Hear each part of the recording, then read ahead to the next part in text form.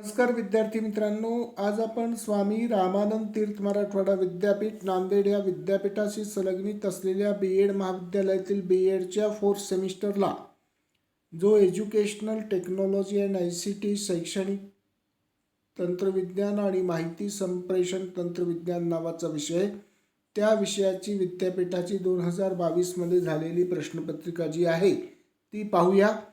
मी प्राध्यापक MR Joshi, MA मेडसेट, Shri Sharadabhavan शिक्षण संस्थेचे अध्यापक महाविद्यालय नांदेड येथे सध्या असिस्टंट प्रोफेसर या पदावर कार्यरत आहे. चला तर पाहूया एज्युकेशनल टेक्नॉलॉजी अँड ICTची विद्यापीठाची प्रश्नपत्रिका. सुरुवातीला दिलेली माहिती त्या ठिकाणी वाचा. सुरुवातीला दिलेले this question paper contains 2 printed pages. त्याच्यानंतर नंबर दिलेला आहे. काय नंबर दिलेला आहे? VC02 2022, faculty of interdisciplinary studies, BEd second year 4th semester, examination may June 2022, CBCS pattern education paper BEd CC 401, educational technology and ICT, 29 June 2022 Wednesday म्हणजे बुधवारी 29 तारखेला जूनच्या हा पेपर झालेला आहे.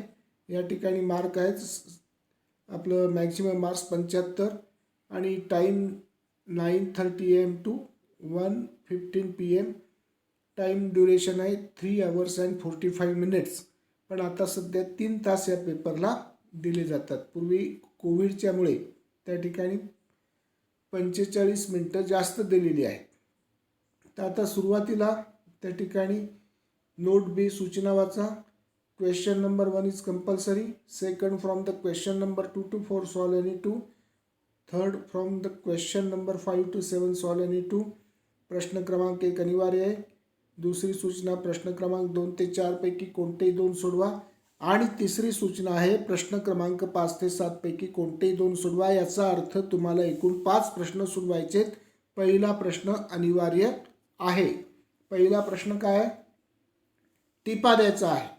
हा टिपा द्यायचा प्रश्न आहे. Write short notes on any 3 of the following. 15 मार्कासाठीचा. A, objectives of educational technology, B, LCD projector, C, keyboard, D, functions of operating system, E, qualities of ICT teacher. कोणत्याही 3 टिपा याच्यातून लिहायच्या तुम्हाला. 15 मार्कासाठी. प्रत्येक टिपेला 5 मार्क त्या ठिकाणी आहेत. त्याच्यानंतर मराठी वर्षनमध्ये तेच दिलेलं आहे. खालीलपैकी कोणत्याही 3 वर थोडक्यात टिपाला 15 मार्क आहेत. हे शैक्षणिक तंत्रविज्ञानाची उद्दिष्टे, B, LCD projector, C, keyboard, D, operating सिस्टीमचे कार्य आणि ICT शिक्षकाचे गुणविशेष. त्याच्यानंतर निबंध वजा प्रश्न 15 मार्कासाठीचा. तो काय पहा.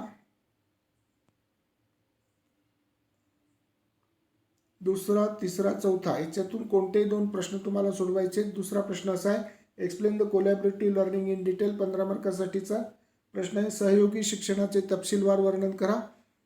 आपलं तिसरा प्रश्न आहे, explain the challenges to integration of ICT in Indian schools. 15 मार्कासाठीचा क्वेश्चन आहे. भारतीय शाळांमधील ICTच्या एकत्रीकरणातील आव्हाने स्पष्ट करा.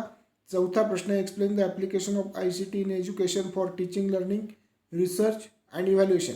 अध्ययन, अध्यापन, संशोधन आणि मूल्यमापनासाठी शिक्षणातील ICTचा वापर स्पष्ट करा. हा महत्त्वाचा प्रश्न आहे आणि हाही 5वा प्रश्न महत्त्वाचा आहे. पण आता दुसरा, तिसरा, चौथा याच्यातून कोणतेही 2 प्रश्न तुम्हाला सोडवायचे. दुसरा, तिसरा सोडवा किंवा तिसरा, चौथा, दुसरा, चौथा.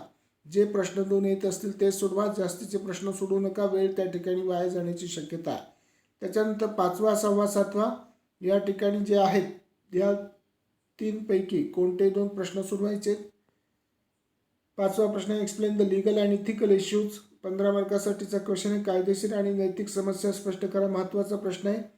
जसं आता नेटिकेट्स वगैरे जे आहेत हे त्या ठिकाणी महत्त्वाचे आहेत. कायदेशीर आणि नैतिक समस्या ज्या इंटरनेट वापरण्याच्या संदर्भातल्या आहेत ते या ठिकाणी स्पष्ट करायचे आहेत. 6वा प्रश्न, explain the storage devices of hardware with a suitable diagram. 15 मार्कासाठीचा क्वेश्चन आहे. हार्डवेअरची संग्राह्य उपकरणे योग्य आकृतीसह स्पष्ट करा. 7वा क्वेश्चन आहे, explain the use of overhead projector in education with suitable diagram. 15 मार्कासाठीचा क्वेश्चन आहे.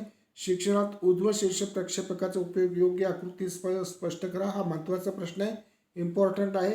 तर अशा प्रकारे तुम्हाला एकूण 5 प्रश्न सोडवायचे आहेत.